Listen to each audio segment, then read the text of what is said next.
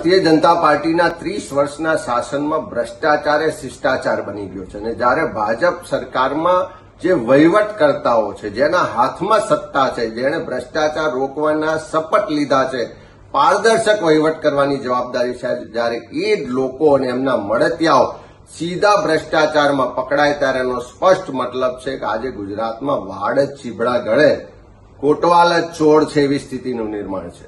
દાહોદમાં વારંવાર રજૂઆતો થઈ કે મનરેગામાં ખૂબ ભ્રષ્ટાચાર થાય છે, સ્થળ પર કોઈ કામ થતા નથી અને બારોબાર બિલો ચૂકવાઈ જાય છે અને એમાં મોટા માથાઓ સંડોવાયેલા છે, પણ સરકારે પગલાં ન લીધા. વર્ષોની લડત પછી કોંગ્રેસ પક્ષે પણ વિધાનસભામાં પ્રશ્નો મૂક્યા, વારંવાર લેખિત મૌખિક રજૂઆત કરી, ત્યારે હવે સરકાર જાગી છે ને તપાસની શરૂઆત કરી છે. પણ આ તપાસ ખાલી નાટક પૂરતી ના થાય, ખાલી એકાદ બે લોકોને પકડી અને ભીનું સંકેલવાનો પ્રયત્ન ના થાય. સરકાર પાસે અમારી માંગણી છે કે આ પ્રજાના ટેક્સના પૈસા છે, પ્રજાના પડસેવાના પૈસા છે.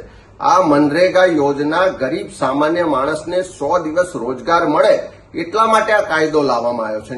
એવા કાયદા હેઠળની યોજનાઓમાં ભ્રષ્ટાચાર થાય એ ક્યારેય ચલાવી ના લેવાય. સરકારે પ્રમાણિક નિષ્ઠાવાન અધિકારીઓની એસઆઈટી બનાવવી જોઈએ. દાહોદમાં જો તટસ્થ રીતે તપાસ થશે તો હજુ પણ મોટા માથાઓ આમાં પકડાશે અને 100 કરોડ નહીં 200 કરોડ કરતા વધારેનો ભ્રષ્ટાચાર બહાર આવવાનો છે. ત્યારે સરકાર પાસે માંગણી કરીએ છીએ કે ઓપરેશન ગંગાજળની વાત મુખ્યમંત્રી શ્રી કરે, પણ શરૂઆત પોતાના મંત્રીમંડળથી તો કરો.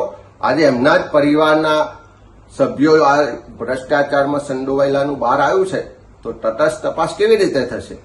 તટસ્થ તપાસ કરાવવા માટે પ્રમાણિક અધિકારીઓને મોકલવા પડશે અને સરકારે પણ પોતાની પ્રમાણિકતા આમાં દર્શાવવી પડશે અને ઓપરેશન ગંગાજળની શરૂઆત પોતાના મંત્રીમંડળથી સરકાર કરે એવું આજે ગુજરાતના લોકો ઈચ્છી રહ્યા છે.